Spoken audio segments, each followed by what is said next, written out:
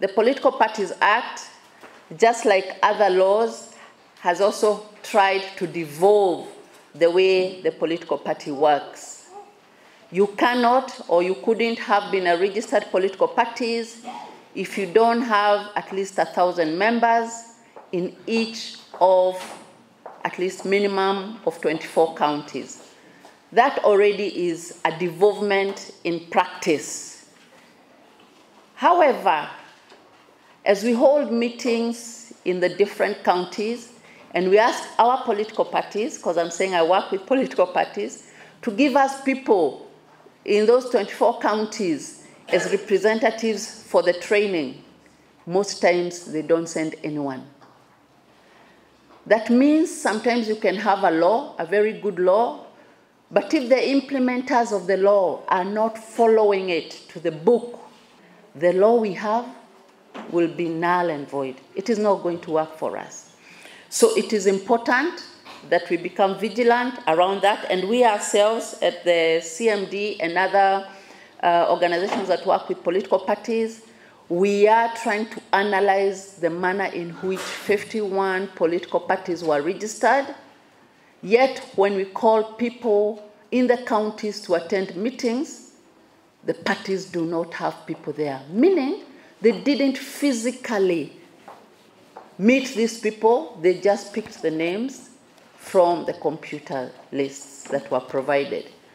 Then I want to mention something again, because we've talked about devolved governments, but even before we talk about devolved governments at that level, I want to give you an example. I lived in South Africa for a number of years, and I was impressed at the way already the national government, which is the legislature, the judiciary, and the executive, they not only separate those powers, but they actually put them in different cities. For example, the legislature in South Africa, that is the parliament, sits in Cape Town. The judiciary sits in a place called Bloemfontein. And the executive sits in Pretoria. Already there is separation. You don't keep crossing to my office all the time, because I need to feel that this is my office and I need to execute power independent of the other office. There is a bill called the Integrity Bill. It's already there, out there.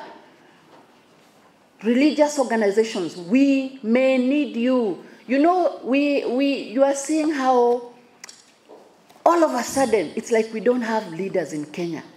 They are there, but they are the ones who used to be there, the ones that we don't want anymore. So we may need your help, even in putting your opinions in the Integrity Bill, and and maybe even proposing some names to sit in that vetting committee. We are in a new Kenya, and if we fail during this election period, pre-election period, because at the pre-election period is where you prepare ground for the election, not on the election day. By the time of the election day, it is too late. If we have not cleaned up the process, if we have not put in place the structures and the systems, Isaac Hassan will run a very good election on the election day, but we will have failed, and we will still get the same kind of leaders. So the time to act and make sure we have good leaders standing. Good leaders standing is now and not in the future. So what I want to say is, let us not hide. Let us not pretend. Let us be open about these things. You see, the more we cover up, the more we don't get the truth. And that's why I'm very proud of what I've heard the sister who came here telling us about Father Kaisa. They will not rest until they know the truth. And you know, all religions, truth sets us free. It's only the truth that can set you free. You, the injured person, and even you, the perpetrator. So let us not, I don't think that I'll just sit in my house and forgive just like that quietly. You know, we are not angels. We are human beings. And let us be realistic. Even from a religious perspective, we are human beings. See us as human beings. And Kenyans are not spared from other nations. Kenyans are part of the world, and it has normal human beings who, when you pinch, they hurt, and when you put lotion, they cool, and something heals. So we need that lotion because we are hurt. Don't tell us to pretend that we didn't get hurt.